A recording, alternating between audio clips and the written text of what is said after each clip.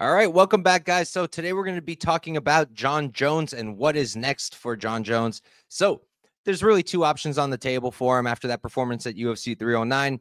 I'm going to give him credit. He looked great. I thought he really looked a lot better than he did in the Ciro Gane fight, even though in that fight he got a quick finish. Thought he looked slow in the Gane fight. He looked much better against Stipe, and I am really looking forward to him fighting again.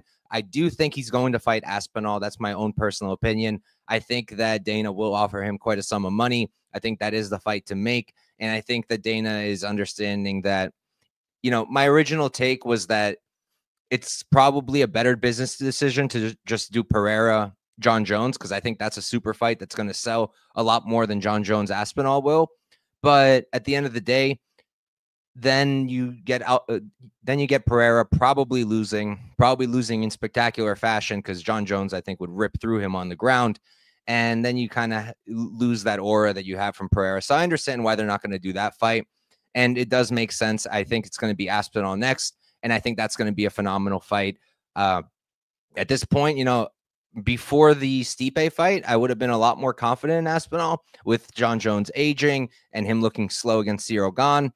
But he looked a lot better. And now I think it's going to be a competitive fight. On the feet, I don't really think it's going to be like one-way traffic on either side. I think Aspinall's still going to be a lot faster. I think he might end up hitting a bit harder than Jon Jones, but Jon Jones, I think, is still going to be the smoother striker. I think he's going to be the one with a much more diverse arsenal on the feet, the knees, the kicks. I think he has a lot more in his toolbox.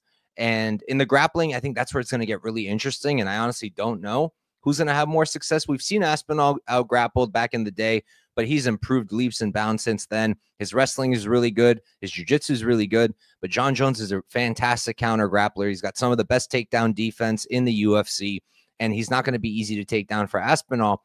And Aspinall hasn't really been tested recently. He hasn't really left the first round, the second. Definitely, he hasn't been 5 rounds. And Jon Jones has a ton of championship experience. He has a ton of 5-round experience.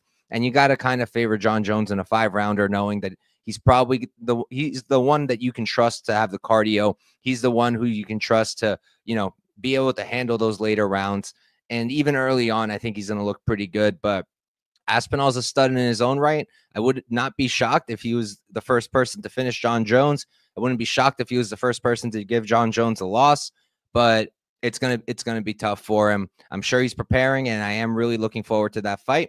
But that is what I think is next for Jon Jones. I don't think he's going to fight anybody else. I think it's going to be either Aspinall or he's going to be done. And I don't think he's done personally. Not after that Stipe performance. I think he's going to want to fight again. And I do think he's going to fight against Aspinall. So hopefully we get to see that matchup next year.